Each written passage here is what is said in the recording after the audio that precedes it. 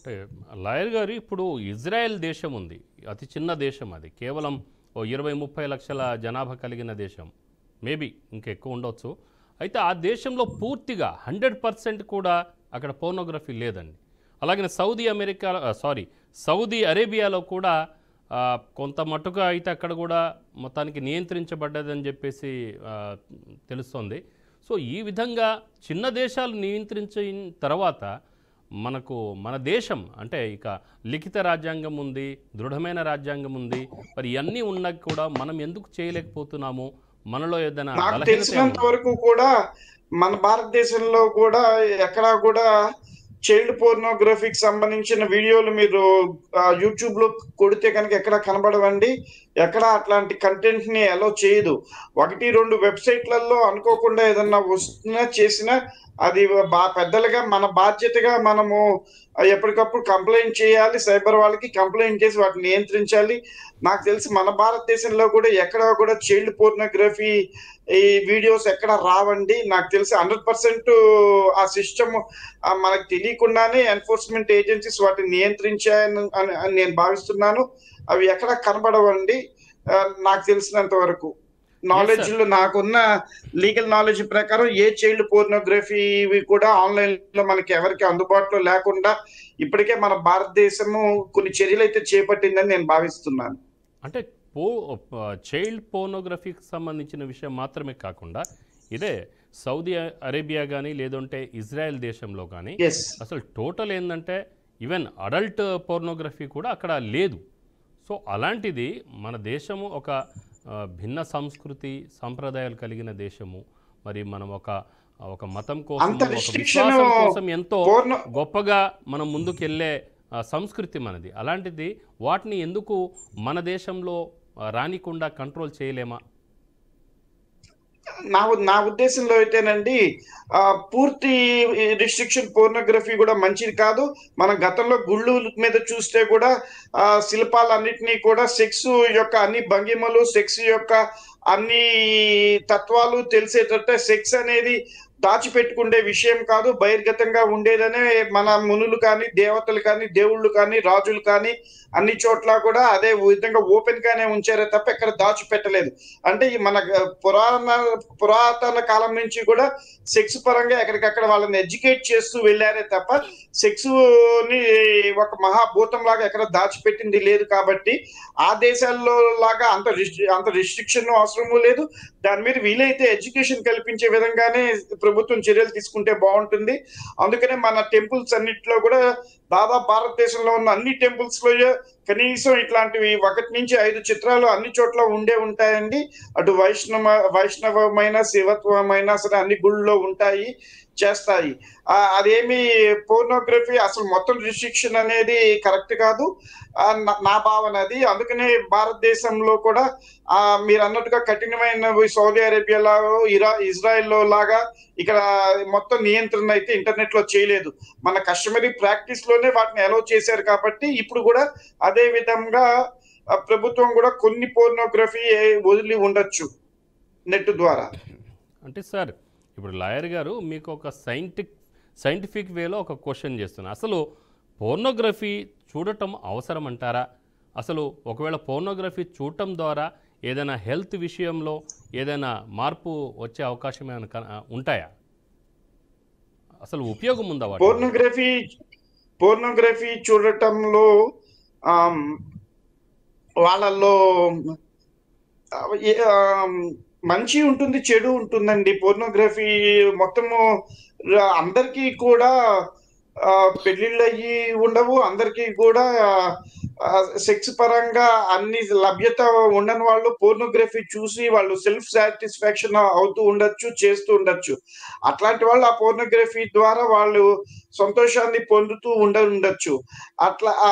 అట్లా కాకుండా దాన్ని మంచి వాళ్ళ స్వాతంత్రం కోసం, వాళ్ళ వ్యక్తిత్వం కోసం, వాళ్ళ కోసం వాడుకుంటాం తప్పు కాదు కానివ్వండి. దాన్ని ఇతరుల మీద ప్రయోగించడం, ఇతరులని వాటిని చూసి ఇబ్బంది పెట్టాలి, చేయాలి అనుకోవటం అయితే తప్పు. అట్లాంటివి అట్లా ఇతరుల మీద ప్రయోగించడం కోసం చూసి ఇతరులు ఇబ్బంది పెట్టడం కోసం చూసే వాళ్ళు ఎవరైనా ఉంటే మాత్రం వాళ్ళకి కఠినమైన శిక్షలు ఉంటాయి, చెందుతాయి. ఆ, ఏకాత్వంలో ఏకాంతంగా ఉన్నప్పుడు అది చూడటం తప్పు కాదు కానివ్వండి. దాన్ని డిస్ట్రిబ్యూషన్ చేయటము వాట్సాప్ గ్రూపుల్లో పెట్టడం, ఫేస్బుక్ లో పెట్టడం, ఇన్స్టామార్ట్ లో పెట్టడం అదైతే మాత్రం ఖచ్చితమైన తప్పండి.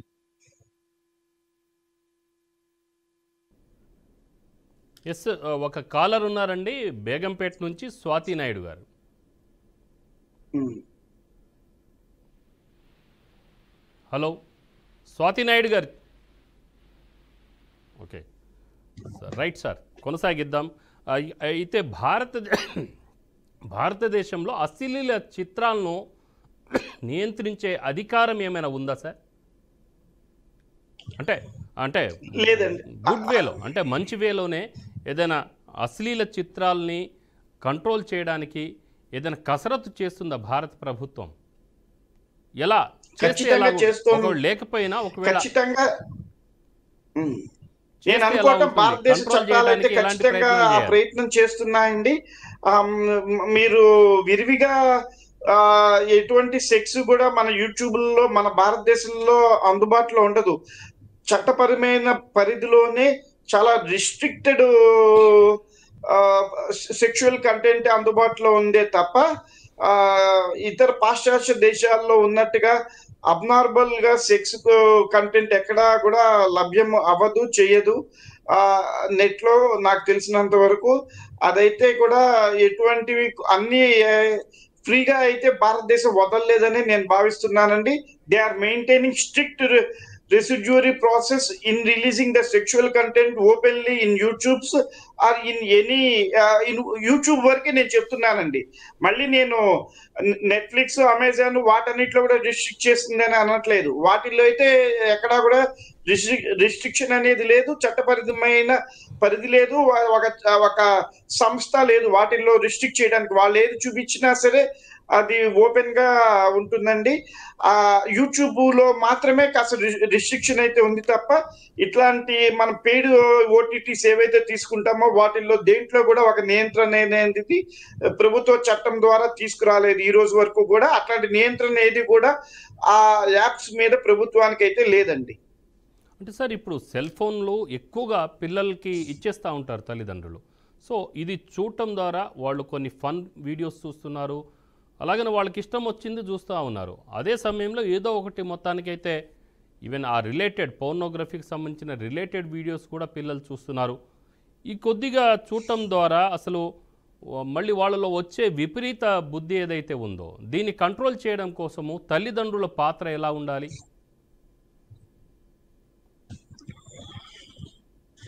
తల్లిదండ్రులు ఆ పోర్నోగ్రఫీని కంట్రోల్ చేయడానికి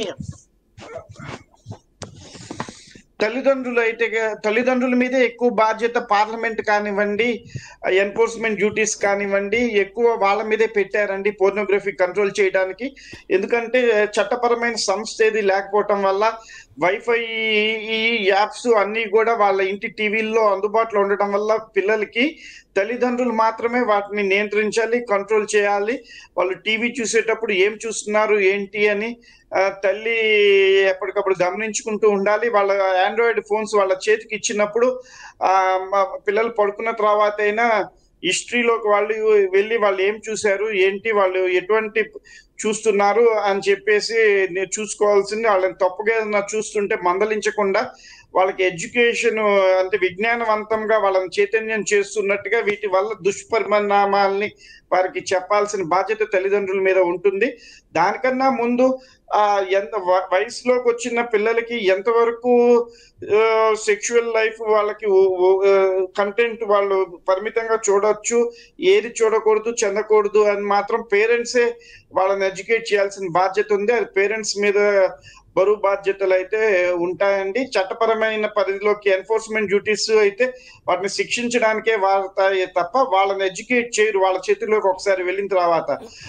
కాబట్టి వాళ్ళని ఎడ్యుకేట్ చేయగలిగింది టీచర్స్ కానీ తల్లిదండ్రులు కానీ చేయాలి. టీచర్స్ స్కూల్స్ లో ఎట్లాగో ఇవేమి చెప్పే ప్రయత్నం చేయట్లేదు కాబట్టి తల్లిదండ్రులే ఆ బాధ్యత తీసుకోవాలండి. సార్, ఇప్పుడు ఒక్కసారి ఎవరైనా అన్ఎక్స్పెక్టెడ్గా ఏదైనా పోర్నోగ్రఫీ చూశారనుకుంటే, ఈవెన్ చిన్న పిల్లలంటే ఒక 5, 6, 7, 8 సంవత్సరాల పిల్లలు అనుకుందాం, తర్వాత 10, 11, 12 ఇయర్స్ పిల్లలు కూడా మరి అలాంటి వ్యక్తులు చూస్తే ప్రభావం ఎలా ఉండే అవకాశం ఉంది? అసలు వాళ్ళ ఎడ్యుకేషన్ విషయంలో పరిస్థితి ఎలా ఉండే అవకాశం ఉంటుంది సార్? భవిష్యత్తు విషయంలో మాట్లాడండి. ఆ 10 మీరు అన్నట్టుగా ఆ పిల్లలు కనుక తెలియకుండా చూసి వాటికి అలవాటు పడినట్లయితే కనుక సమాజానికి చాలా వాళ్ళు వయసు పెరిగే కొద్దీ వాళ్ళ చుట్టూ పరిధిలో ఉన్న ఆడవాళ్ళ మీద కానివ్వండి, లేకపోతే మగపిల్లల మీద కానీ, వాళ్ళకన్నా చిన్న పిల్లల మీద కానివ్వండి, వాటిని ఉపయోగించే అవకాశం ఉంది, అంటే ప్రయోగించే అవకాశం ఉంది. ఇది ఇట్లా చేస్తే తప్పు కాదేమోనన్న ఆలోచన వాళ్ళ ముద్రలో, వాళ్ళ మైండ్‌లో బలంగా పడే అవకాశం ఉంటుందండి. దానివల్ల వాళ్ళు ఇది తప్పు కాదు అన్న భావన వాళ్ళలో కలుగుతుంది. చూసి చూసిన తర్వాత దాన్ని ప్రాక్టికల్‌గా దాన్ని వాడటానికి అవకాశం ఉంది కాబట్టి, అప్పుడు ఆ పక్కనున్న సిస్టమ్ అంతా కూడా స్పాయిల్ అవుతుంది. ఆ చుట్టుపక్కల ఉన్న బలహీనమైన పిల్లలు ఎవరైతే ఉన్నారో, లేకపోతే మృదువుగా ఉండే పిల్లలు ఎవరైతే ఉన్నారో, వాళ్ళు దీని పట్ల బలి అయ్యే అవకాశం ఉంటుంది కాబట్టి, అంతే వాళ్ళ తల్లిదండ్రుల జీవితాలు, మళ్ళీ ఆ పిల్లలు ఎవరైతే ఇట్లాంటి తప్పులు చేస్తారో వాళ్ళ సోదరులు, సోదరీమణులు ఎవరైనా ఉంటే వాళ్ళ జీవితాలు అందరివి కూడా ఇబ్బంది పడతాయి కాబట్టి, ఇట్లాంటివి చూడకుండా నియంత్రణ తీసుకుంటే గనక తల్లిదండ్రులు ఇటువంటి కష్టాల్లోంచి అన్నిట్లోంచి వాళ్ళ ఫ్యామిలీని బయటికి తీసుకురావడానికి ఎక్కువ అవకాశం ఉంటుందండి.